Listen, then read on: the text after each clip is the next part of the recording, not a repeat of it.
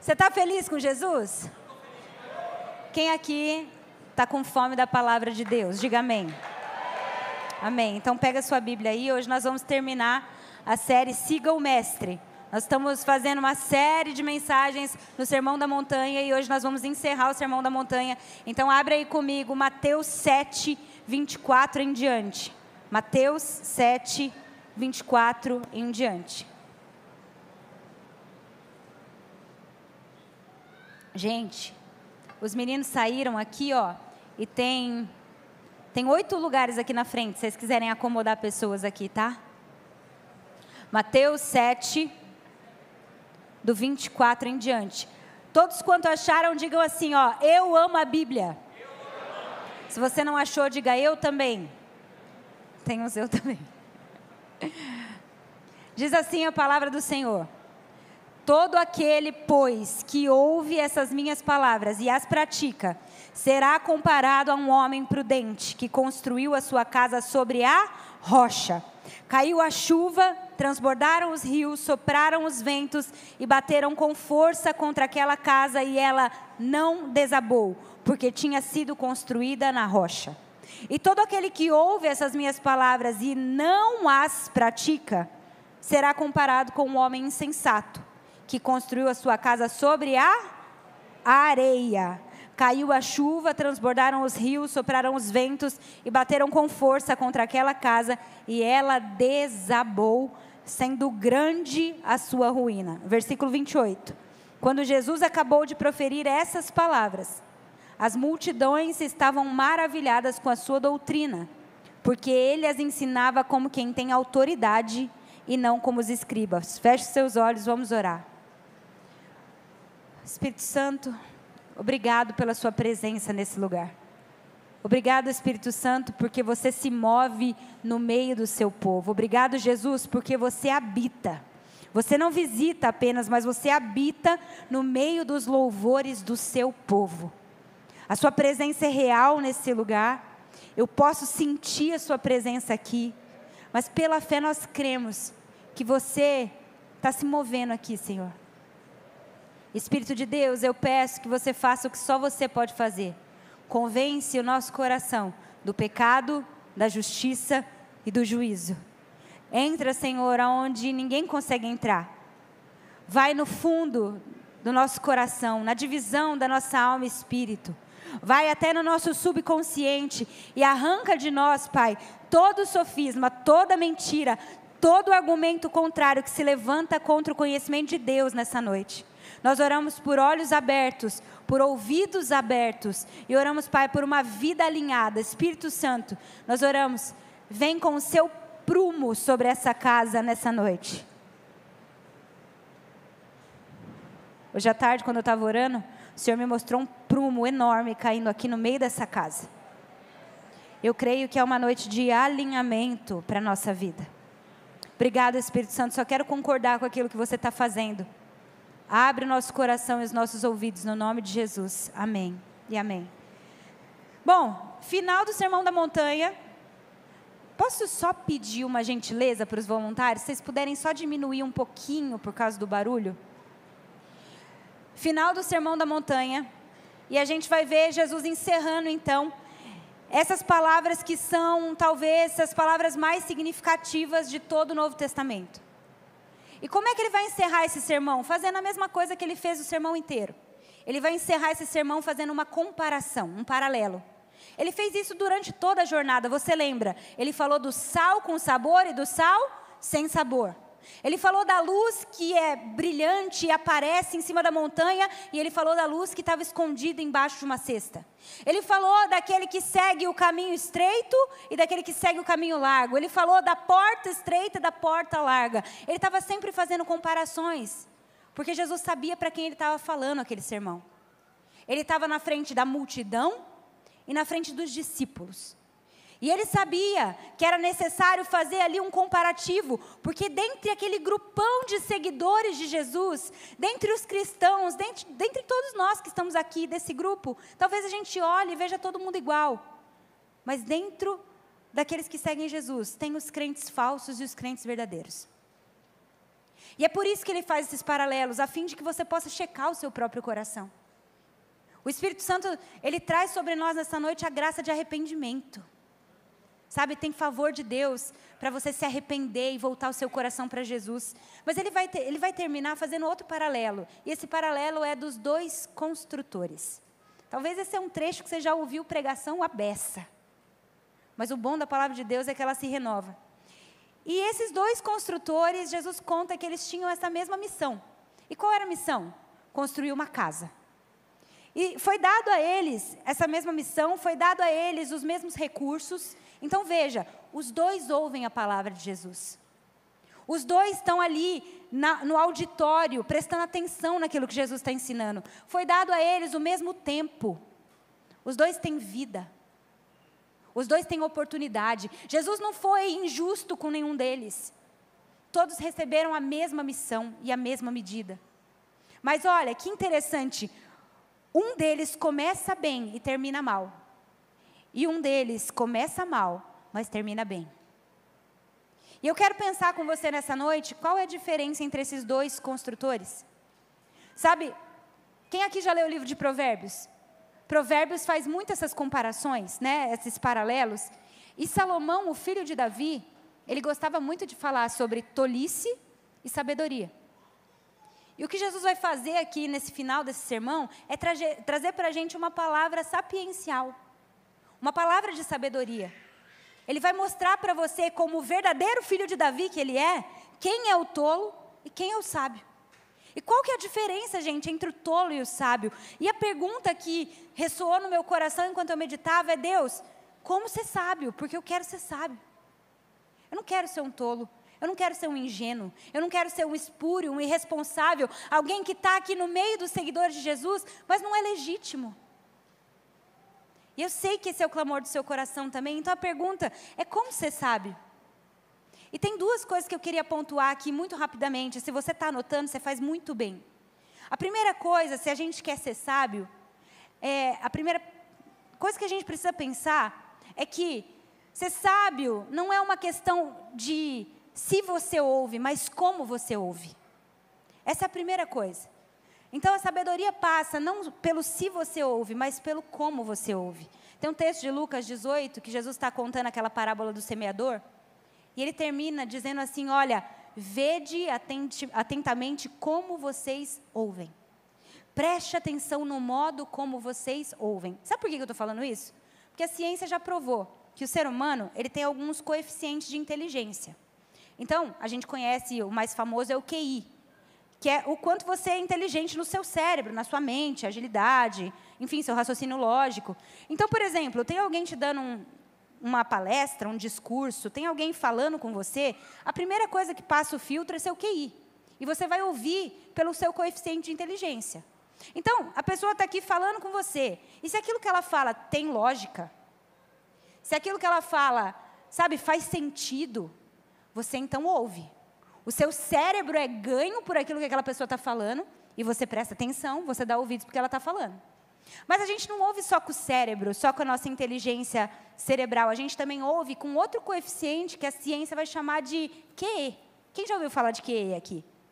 Que é o coeficiente emocional. Então, quando você ouve um discurso, você não ouve só com o cérebro. Você ouve com o seu coração também. E olha que louco. Enquanto o seu QI vai processar assim, olha, o que ela está falando faz sentido, é racional, tem a ver com a palavra, o seu QE está perguntando assim: essa menina faz o que ela está pregando aí? A gente ouve com o coração. E se a pessoa que está dando o discurso não pratica aquilo que está falando, você fecha os ouvidos para ela e você não ouve mais. Então você ouve com o cérebro, mas você ouve também com o coração, você ouve com as suas emoções. E olha que interessante esse texto. Vai comigo aí, rapidinho, no 7:28. A Bíblia diz assim, que quando Jesus acabou de proferir essas palavras, as multidões estavam o quê? Maravilhadas com a sua doutrina. O que quer dizer? Que o cérebro dessa multidão estava ganha. Eles estavam ouvindo Jesus, processando pelo QI ali, e falando: cara, esse Jesus é genial. O que ele fala tem lógica, tem muito sentido. O cérebro dele estava ganho na jogada. Mas aí tem uma segunda coisa, continua aí o texto, olha no 29. Diz assim, porque ele ensinava como quem tem autoridade e não como os escribas. Então não só o cérebro dele estava ganho na jogada, mas o coração. Eles estavam olhando para ele e falando assim, ei, esse cara é diferente dos fariseus. Os escribas, eles falam, mas eles não fazem. Agora, esse Jesus Cristo que está falando com a gente aqui, ele tem autoridade. A sua vida respalda a sua mensagem. Ou seja, o cérebro e o coração estavam ganho. Mas você acredita que ainda assim não foi o suficiente? Porque a multidão continuou sendo multidão, mesmo ouvindo com o cérebro, mesmo ouvindo com o coração. Isso me mostra, gente, que a gente pode a vida inteira ficar maravilhado com as palavras de Jesus. A gente pode a vida inteira falar, uau, que sacada, que sermão incrível. Você pode vir domingo após domingo, você pode ser um rato de pregação de YouTube. E ainda assim, continuar ignorante, continuar incrédulo, continuar sendo um cristão ilegítimo. Misericórdia, Senhor. Dura essa palavra, mas é verdadeira. Deixa eu falar uma coisa para você, só ouvir o sermão não é garantia de santificação. Esse é o recado de Deus aqui. Só ouvir não te transforma. Quando Jesus, olha só isso, gente, Bíblia é a mensagem do Eugene Peterson. Ele traduz esse trecho assim, olha, quando Jesus concluiu seu discurso, a multidão aplaudiu. Eles nunca tinham ouvido um ensino assim. Era óbvio que Jesus vivia o que pregava, em contraste com os líderes religiosos do povo. Foi a melhor aula que eles já tinham ouvido. Deus nos livre de transformar sermão, a palavra de Deus, apenas em aula. Apenas em aula. Talvez você está há anos na igreja, mas tudo que você tem de Jesus é apenas boas aulas, porque você só ouve. Para ouvir Jesus, ou como devemos ouvir Jesus, não basta apenas o QI, não basta apenas o QE, a gente precisa de mais um coeficiente, e eu quero trazer isso para você nessa noite. Porque enquanto um fala de cérebro, o outro fala de coração, o terceiro fala de espírito. Então eu quero falar com você sobre inteligência espiritual. Não apenas cerebral, emocional, mas inteligência espiritual. E inteligência espiritual, pessoal, é saber quem está falando com você, e não apenas o que está falando com você. Eu vou repetir, inteligência espiritual é saber quem está falando, e não apenas o que está falando. Jesus não era só mais um rabino, mais um mestre, mais um gênio, embora ele fosse tudo isso. Ele não era mais alguém moralmente repreensível, embora ele fosse essa pessoa. A Bíblia fala que ele é aquele, segundo está escrito em Colossenses 1, a imagem visível do Deus invisível, o primogênito da criação, e nele foram feitas todas as coisas nos céus e na terra. Ele é aquele que João 1 diz que era o verbo, e estava com Deus, e era Deus, e encarnou, e nós vimos a sua glória. Jesus é aquele que está escrito em Gênesis 1, que da boca dele disse, haja, e tudo foi feito. Em nome de Jesus, nessa noite, receba inteligência espiritual, para discernir não apenas o que você ouve, mas quem você ouve. Nessa noite aqui, você não está ouvindo a Val, você está ouvindo a palavra de Jesus. Você está entendendo que isso muda tudo? Abre comigo aí, eu quero mostrar isso para você. João 6. Eu vou continuar só para não perder tempo, mas deixa o texto aberto aí só para você checar. Quem estava falando com aqueles discípulos era Jesus, era o Deus encarnado, não era qualquer pessoa. E sabe, pessoal, quando é um homem falando com a gente, ele pode até ser coerente, e ele pode nos dar uma boa sugestão ou um bom conselho. Mas quando é Deus falando com a gente, isso é um ultimato. Quando são palavras humanas, isso pode parecer razoável. Mas quando é Deus falando, é uma ordenança. E aí, quer a gente goste, quer a gente não goste. E João 6,48, esse texto que eu pedi para vocês abrir, vai contar um episódio que Jesus está com seus discípulos. E ele começa a dizer que ele é o pão da vida, que ele é o pão que desceu do céu. E de repente ele vira para aqueles caras e fala assim, eu sou o pão vivo, e quem não comer da minha carne, quem não beber do meu sangue, não tem parte comigo.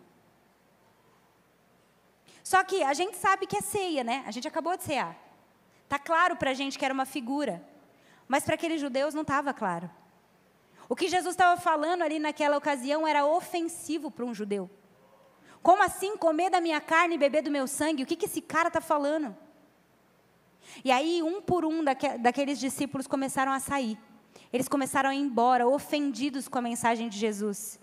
Mas, de repente, um pescador, um analfabeto, alguém que não tinha nem QI direito, gente, era Pedro. O que é, então? Meu Deus do céu, porque era o cara que mais arrumava confusão à torto e direito. Não tinha inteligência emocional nenhuma. Mas esse cara tinha inteligência espiritual. Porque quando todos saem, Jesus vira para ele e pergunta assim, vocês não vão embora também, não? E Jesus vira para Pedro e fala, vão, está todo mundo indo, o que difere? Vai embora. Pedro vira e fala assim, Jesus, para quem nós iremos? Para quem nós iremos se só você tem palavras de vida eterna?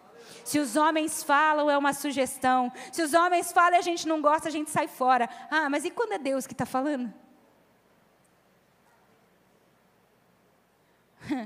Como sair do discipulado quando seu discipulador é Deus? No caso de Pedro.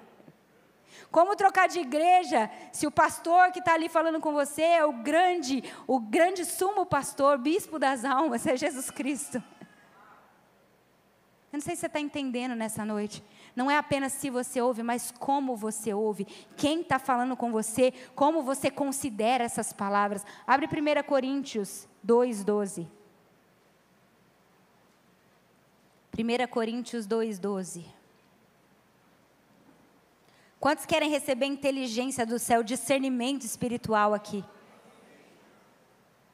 Diz assim a palavra, nós, porém, não recebemos o Espírito do mundo, mas o Espírito procedente de Deus, para que entendamos as coisas que Deus tem nos dado gratuitamente. Delas também nós falamos, não com palavras de sabedoria humana, mas com palavras ensinadas pelo Espírito, interpretando verdades espirituais para os que são espirituais. Quem não tem o Espírito não aceita as coisas que vêm de Deus, pois lhes são loucura, e não é capaz de entendê-las, porque elas são discernidas espiritualmente. Mas quem é espiritual discerne todas as coisas, e ele mesmo de ninguém é discernido. Pois quem conheceu a mente do Senhor para que possa instruí-lo? Olha essa pergunta. Quem conheceu a mente do Senhor para que possa instruí-lo? Continua o texto. Nós, porém, temos a mente de Cristo. Nós, porém, temos o Espírito de Cristo. Nós, porém, temos a inteligência espiritual em nós. Coloca a mão no seu coração e fala assim comigo, Espírito Santo, que habita em mim, eu quero me tornar inteligente no Espírito. Destrava agora os meus ouvidos, destrava agora a minha percepção espiritual, me ensina a discernir as palavras e quem fala comigo, no nome de Jesus. Como você sabe, gente, como ouve é muito importante. Essa palavra que nós estamos falando aqui hoje, não é uma sugestão. Não é uma boa ideia. É um ultimato. O Evangelho de Deus é uma chamada à ação. É por isso que é uma lei. É por isso que é um mandamento. É uma ordenança. Como você ouve importa. Mas não só isso. O ponto não é se você apenas ouviu, mas se você praticou o que ouviu. Essa é a segunda coisa. Escuta isso, você não é um tolo porque você não ouve. Você é um tolo porque você só ouve. Vou repetir. Você não é um tolo porque não ouve, mas porque só ouve. A diferença está na prática. Vai comigo, versículo 26.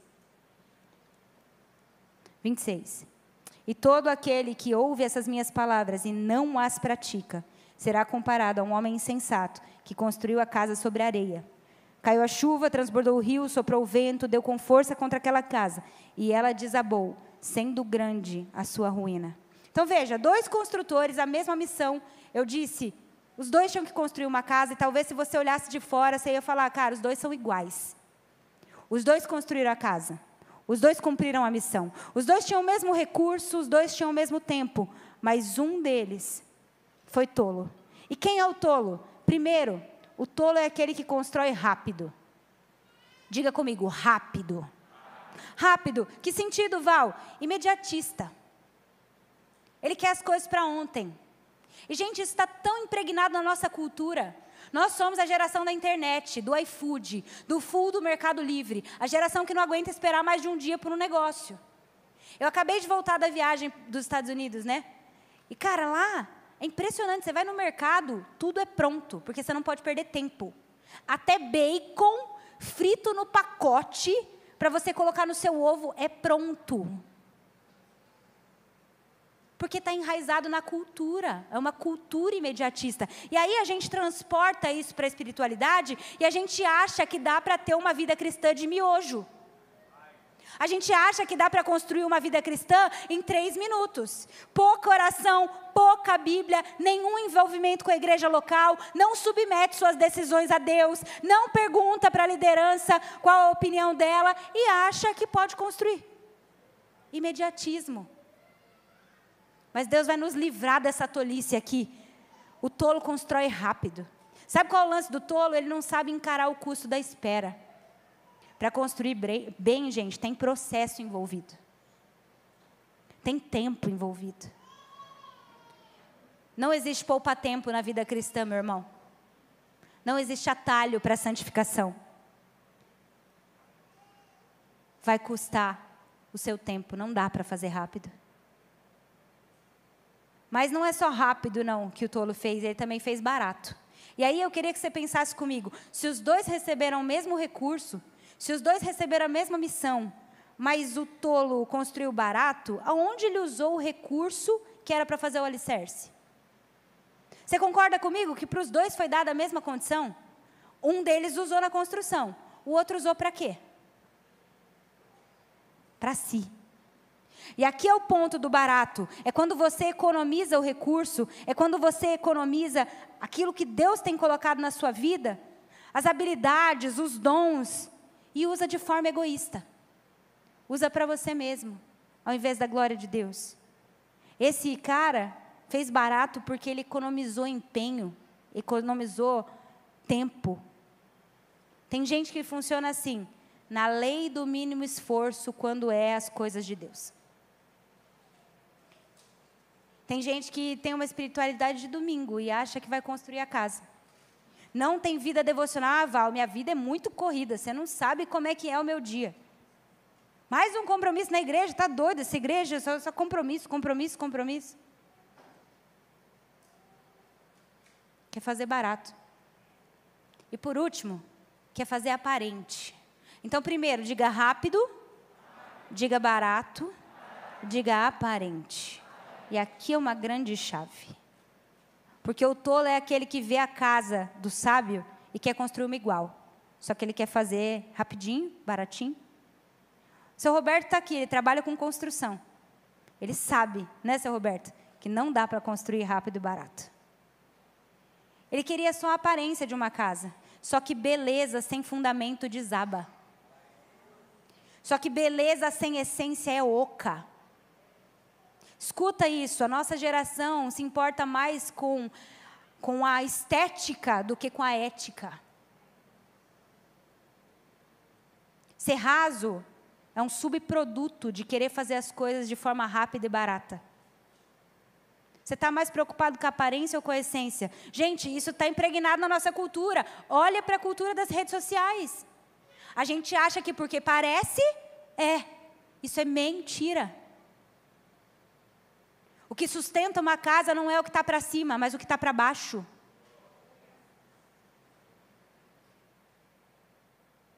Nós precisamos rever isso, porque Jesus diz que se você não praticou aquilo que você ouviu, a sua construção pode parecer linda, mas ela é rasa.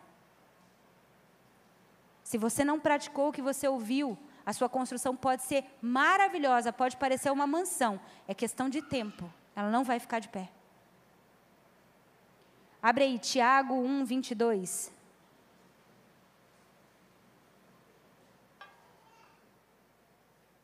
Tiago 1:22 diz assim: sejam praticantes da palavra e não somente ouvintes, enganando a vocês mesmos.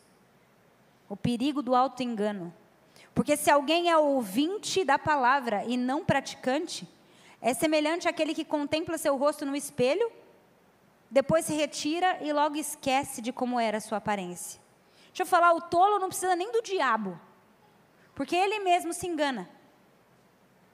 A semana passada a gente ouviu o Douglas falando aqui dos falsos profetas que vão dizer: Senhor, Senhor, em teu nome eu fiz, em teu nome eu fiz, em teu nome eu fiz. Essa semana o que Jesus está falando para a gente é que vai aparecer gente diante dele, dizendo: Senhor, Senhor, em teu nome eu ouvi, eu estava todo domingo. Jesus, eu ouvi tanto sermão. Jesus, deixa eu te falar, cuidado com o auto-engano. Se você é ouvinte, mas não é praticante, você está se enganando.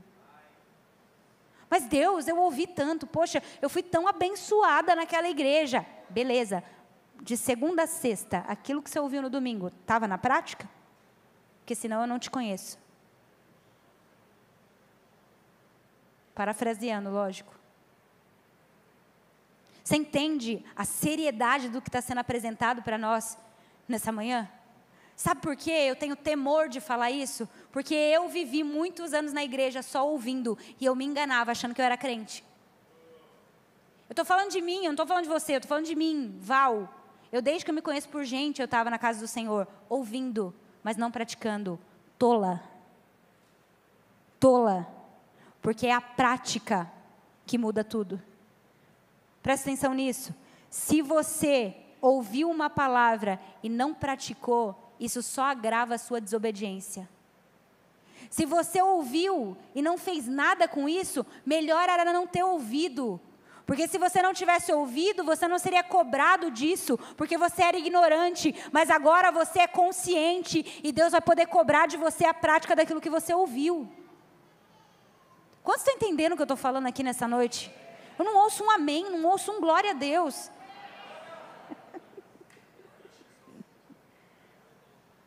Construir uma casa, gente, é uma empreitada.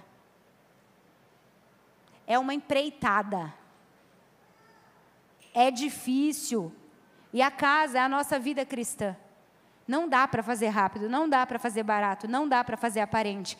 Mas, por que, Val, que você está falando isso? Porque é simples.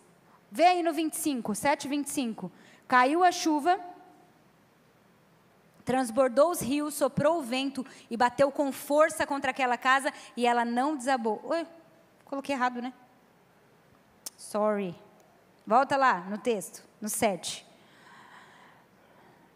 É 27. Caiu a chuva, transbordaram os rios, sopraram os ventos e bateram com força contra aquela casa e ela desabou, sendo grande a sua ruína.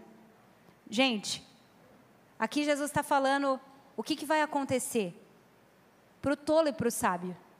Não é que Jesus vai mandar a tempestade só para o tolo. Não é que só aquele que não tem fundamento vai sofrer algum tipo de dificuldade. Não. A tempestade vem para o tolo e vem para o sábio. Então, presta atenção, a tempestade não é questão de si, mas é uma questão de quando. A tempestade é uma questão de quando. E aí, olha que louco, às vezes ela vem através de uma circunstância da vida. Quantos aqui já não experimentaram? Uma doença, ser desenganado pelos médicos, talvez uma dificuldade financeira, talvez um problema no seu casamento.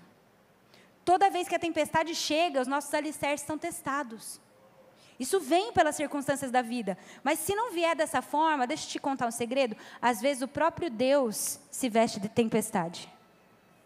Salmo 18, Davi vai contar que Deus estava lutando uma guerra dele, e de repente, Deus vem com densas nuvens sobre os seus pés. Uma tempestade se forma e era o próprio Deus descendo. E sabe o que fala no versículo?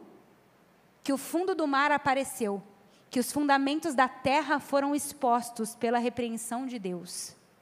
Às vezes, em quando o próprio Deus se veste de tempestade e vem visitar a nossa vida, sabe para quê? Para mostrar aquilo que estava só aparente.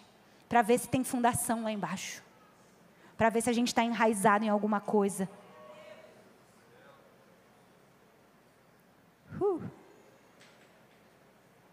Às vezes, Deus vem para expor, para repreender, para a gente ficar consciente, sair do engano e ver qual o fundamento sobre o qual a gente está construindo. Mas fique tranquilo, se você falar assim, Val, graças a Deus minha vida não tem circunstância ruim, estou top. Deus ainda não veio me visitar na tempestade, está tudo jóia. Se você está vivendo neste mundo, né? Depois vem contar comigo, vem contar para mim qual que é o segredo, que a sua vida não tem problemas. Mas eu quero te falar uma coisa, ninguém escapa da tempestade. Porque se ela não vier através das circunstâncias da vida, ou através do próprio Deus provando os seus alicerces, sabe o que vai acontecer? Um dia, todos nós estaremos diante do trono de Deus. Apocalipse fala sobre o grande julgamento, o trono de Deus. E sabe o que tem em volta do trono de Deus, gente? Raios, relâmpagos e trovões. Em volta de Deus tem uma tempestade. E dessa tempestade, meu amigo, ninguém escapa. E ali naquele dia, o fundamento da nossa casa vai ser posto à prova. Você está entendendo que não é questão de se, mas é uma questão de quando? O tolo, ele não tinha fundamento, porque a vida cristã, escuta isso, eu quero que você saia com isso tatuado em você. Construir essa casa, construir a vida cristã é impossível sem a rocha. É impossível construir a vida cristã sem estar fundamentado em Cristo. E é por isso que agora eu quero falar rapidamente com você sobre o sábio. Enquanto o tolo quer construir rápido, barato e aparente, o sábio é totalmente diferente. Vai comigo no 24.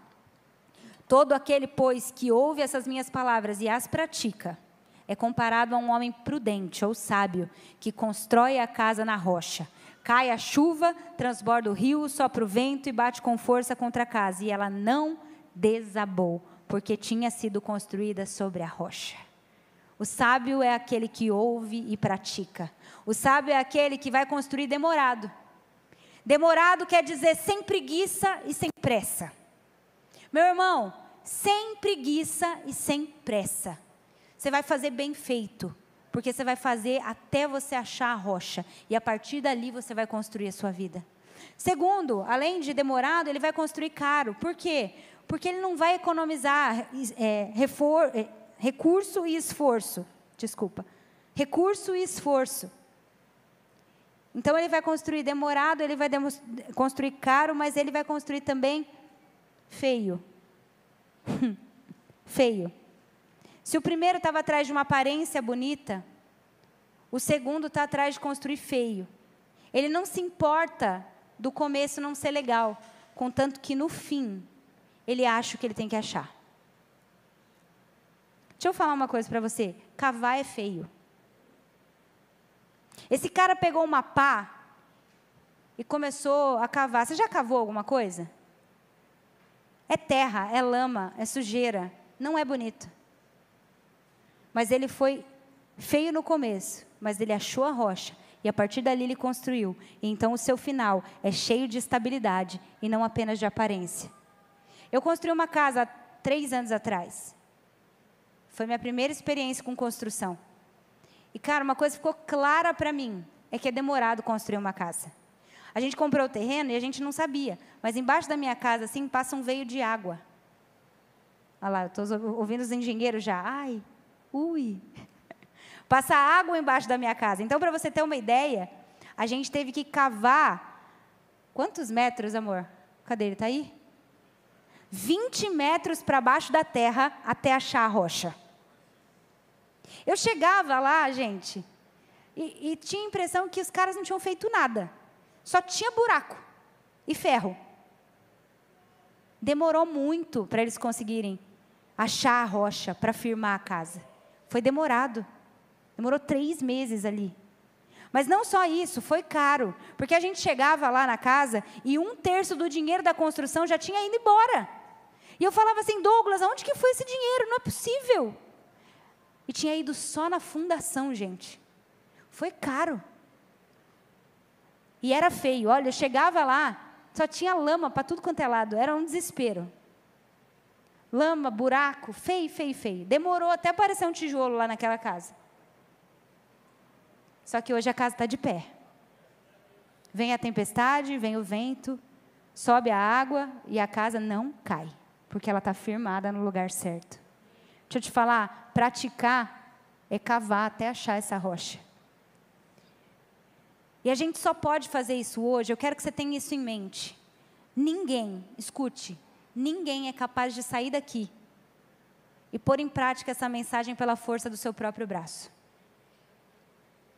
Não saia daqui nessa noite falando assim, eu vou obedecer, eu vou fazer esforço demais e eu vou conseguir. Não vai. Nós só podemos praticar essa palavra hoje porque existe um verdadeiro sábio que deixou para a gente o caminho. Entre o tolo e o sábio, existe um sábio superior, Jesus Cristo. E esse, quando veio à terra, ele nos ensinou o caminho da construção. Porque Jesus não se importou de fazer algo demorado. Meu amigo, ele era Deus. Ele podia ter descido com 30 anos em cima de uma montanha, ter estalado os dedos e salvado a humanidade. Mas ele viveu 33 anos, dos quais 30 foram no anonimato. Ele demorou. Porque ele estava construindo o fundamento. Isso é para acabar com toda a nossa pressa. Se Jesus, embora sendo Deus, demorou 30 anos para 3 anos de ministério, por que nós estamos com tanta pressa? João Batista, 18 meses de ministério, 18 anos no deserto, na preparação. É demorado. Vira para a pessoa que está do seu lado e fala assim, demora. Mas Jesus não apenas mostrou que é demorado, ele mostrou também que é caro. Quando o Filho de Deus veio, ele não escolheu o bairro mais nobre de Jerusalém para morar. Ele foi lá para Galileia. Ele era humilde, homem de dores. Foi caro para ele, ele abandonou família. Os familiares dele acharam que ele estava ficando louco. Ele era conhecido como aquele que não tinha onde repousar a cabeça. Foi caro para Jesus. Mas sabe de outra coisa? Jesus não se importou de ser feio. A cruz é feia, pessoal. A cruz não é bonita. Mas o nosso Senhor, o verdadeiro sábio, ele não se importou de cavar fundo. Na verdade, ele desceu até o Hades. E então ele se tornou a rocha de salvação para todos que creem no seu nome. Você não vai fazer isso que a palavra está dizendo baseado na sua força, no seu braço. Mas porque o verdadeiro sábio colocou o Espírito dele dentro de você, agora você pode obedecer. Agora você pode praticar. Agora você pode ser um sábio. Hebreus 5 diz assim, embora sendo filho, ele aprendeu obediência pelas coisas que sofreu, e tendo sido aperfeiçoado, se tornou o autor da salvação eterna para todos os que lhe obedecem. Eu vim falar para você nessa noite, que uma rocha foi providenciada para você. Você tem uma rocha. Você não vai construir na areia, você tem uma rocha. Uma rocha foi dada para nós, é o que diz em Isaías 28, portanto assim diz o Senhor, eis que eu coloquei em Sião uma pedra aprovada, pedra preciosa de esquina, que está firme e fundada, e aquele que crer nela, não se apresse. Jesus é a rocha. Deixa eu te contar algo, outro dia eu estava meditando sobre aquele episódio onde Moisés está com Deus ali e ele pede para ver Deus. Ninguém tinha visto o Senhor e Moisés fala, eu quero te ver, eu quero conhecer sua glória. E ele fala, Moisés, ninguém pode me ver sem morrer. Então vamos fazer o seguinte, eu vou te esconder na fenda de uma rocha, Moisés. Eu vou te colocar ali na fenda daquela rocha e eu vou fazer passar por você toda a minha bondade. E enquanto eu estava lendo aquele texto, o Espírito Santo me ministrou que nós temos uma rocha. Nós podemos passar ou experimentar a glória de Deus, porque a nossa vida é escondida na fenda dessa rocha. A rocha é Jesus Cristo e a fenda são as chagas dele, que foram feitas por amor a mim e a você. Você tem uma rocha para se esconder, você tem uma rocha para fundamentar a sua vida, você tem um lugar seguro, você não precisa ser inconstante, volátil, vulnerável, você pode construir melhor. Você pode construir bem. Gente, tudo que não é Cristo é areia. Tudo que não é Cristo é areia. Onde você está fundamentando a sua vida, meu irmão? Aonde está amparado o seu casamento? Aonde está amparada a sua confiança, a sua segurança? Deixa eu perguntar, a sua estabilidade emocional, aonde está? Eu sinto o Espírito Santo falando comigo aqui. Quem é você que você não consegue dormir à noite? Você está tendo problema com insônia. Ou quando você dorme, você tem terror noturno, pesadelos, e você não consegue descansar. A rocha está aqui nessa noite, Ele quer tocar em você. Faz assim com a sua mão, por favor. Estou vendo algumas mãos levantadas. Por favor, quem está do lado, você é sacerdote do Deus Altíssimo, coloca a mão sobre o ombro dessa pessoa agora. E a igreja vai liberar sobre ela descanso. A igreja vai liberar sobre ela paz, shalom de Deus. Pode começar a orar. Libere shalom de Deus sobre essa pessoa. Libere agora sobre ela o Espírito Santo, o Espírito da paz. Deus, em nome de Jesus, nós concordamos com aquilo que você está fazendo.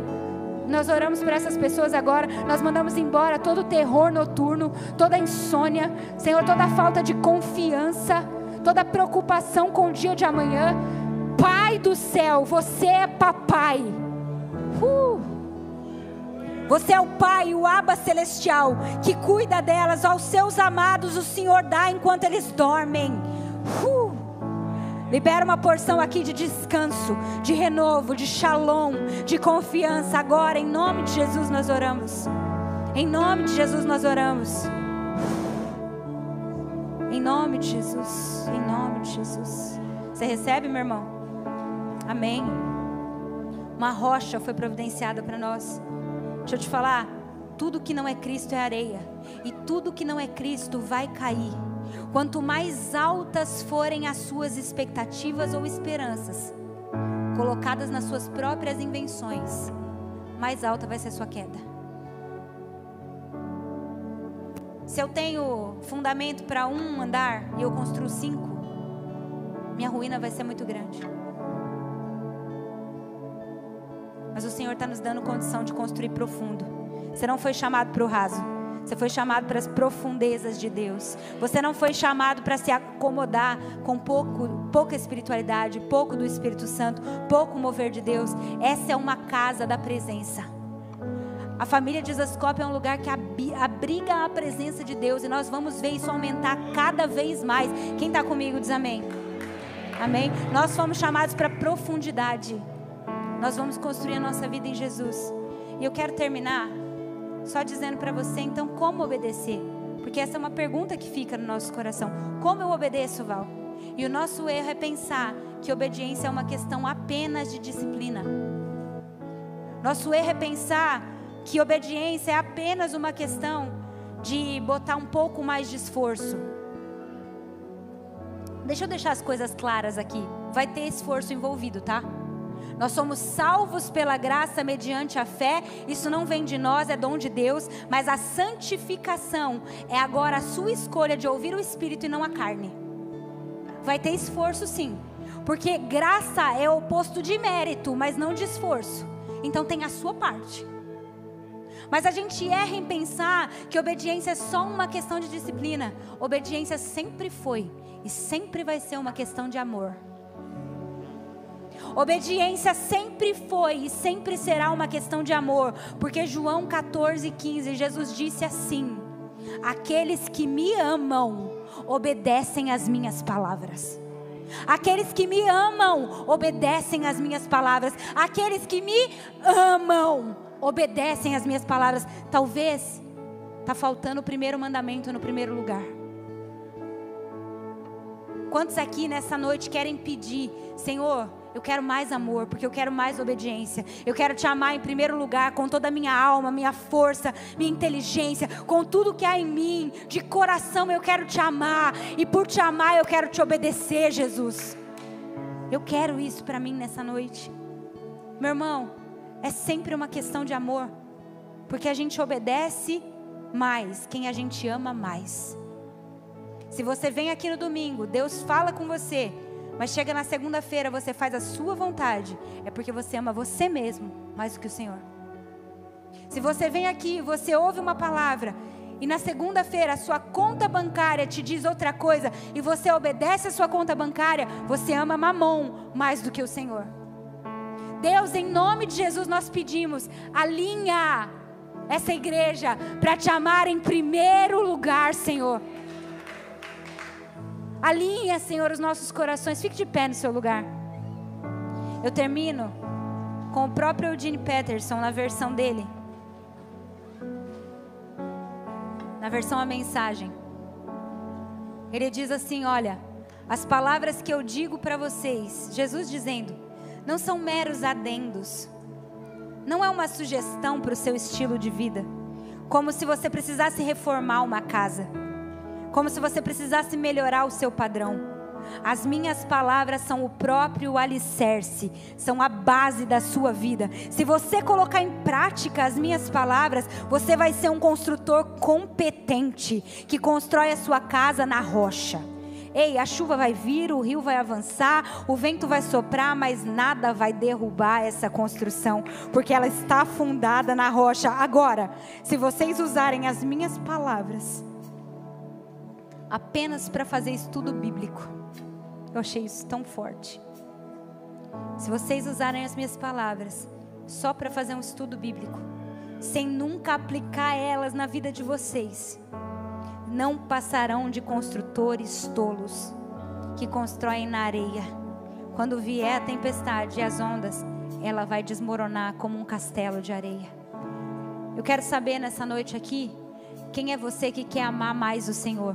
Você ouviu essa palavra, e é uma palavra tão confrontadora para todos nós, mas o Espírito estava movendo em você, sabe? O Espírito estava te convencendo que você precisa amar mais o Senhor, e você precisa obedecer ao Senhor, e você precisa cavar, porque não dá mais para viver nessa piscina rasa que você está vivendo.